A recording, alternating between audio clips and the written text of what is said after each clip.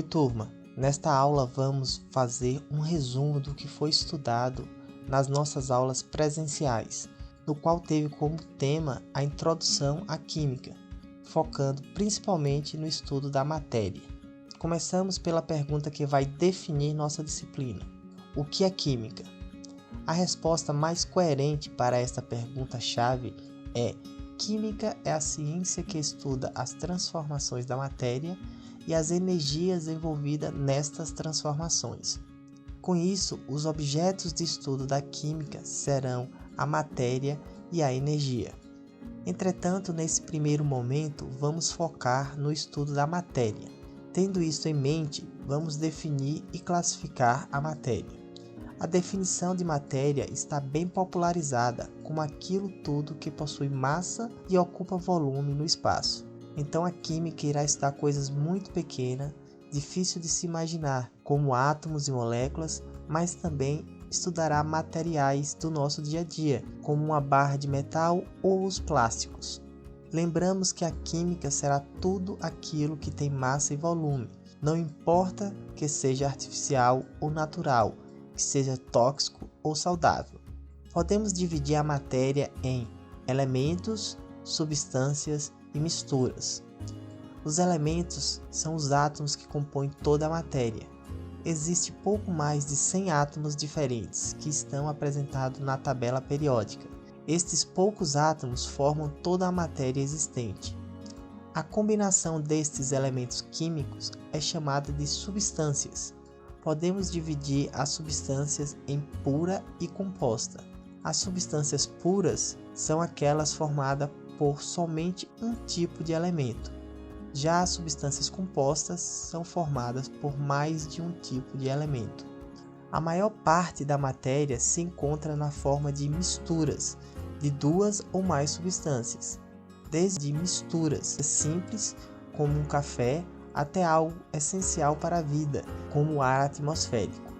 É de extrema importância para a química estudar as propriedades físicas e químicas da matéria.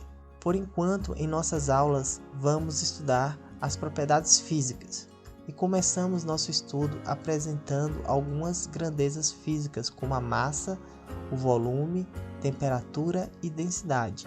Vimos que essas grandezas possuem unidades padrões, que são estabelecidas pelo Sistema Internacional de Unidades.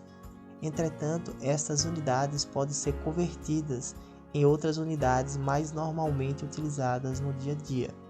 Entre essas grandezas físicas apresentadas, a densidade é uma grandeza que é definida como uma relação entre duas outras, a massa e o volume. Apontamos que uma substância mais densa se desloca para baixo quando em contato com uma substância menos densa. E também indicamos que a densidade de uma substância depende da temperatura. Entre as propriedades físicas, estudamos as temperaturas de mudança de fase e a solubilidade.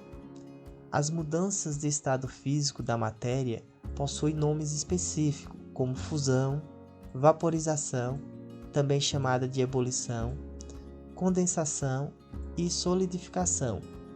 Essas mudanças de estado possuem uma temperatura característica para cada substância.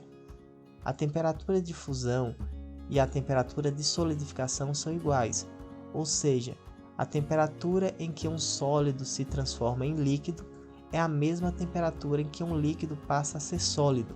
Com esta mesma lógica, a temperatura de ebulição e a temperatura de condensação são iguais, pois a temperatura em que um líquido passa para o estado gasoso é a mesma que um gás passa para o estado líquido, reforçando que essas temperaturas são características para cada substância.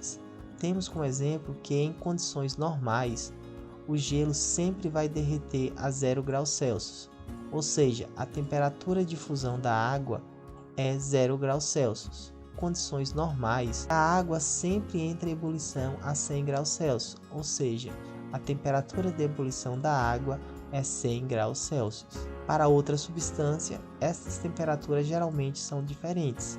E para finalizar, vimos a propriedade física da solubilidade, que é a capacidade que uma substância tem em dissolver outra substância, formando uma mistura.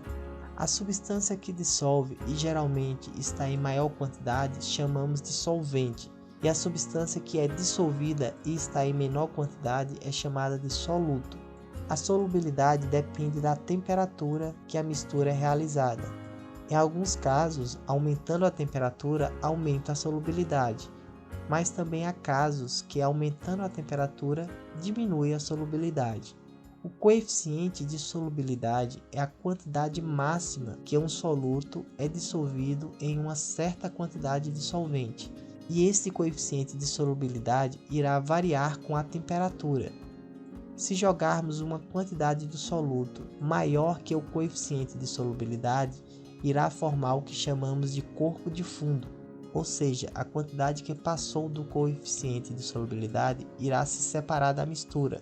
Um exemplo do dia a dia é quando colocamos sal de cozinha demais na água e percebemos que uma certa quantidade do sal dissolveu na água e outra parte do sal ficou no fundo do recipiente. Tanto a solubilidade como as temperaturas de fase são propriedades físicas utilizadas como caminho para separar substâncias de uma mistura, procedimento muito importante tanto no nosso dia a dia como nas indústrias, mas esse assunto será visto nas próximas aulas. E para fixar o assunto, faça uma atividade que estará disponível no Google Classroom.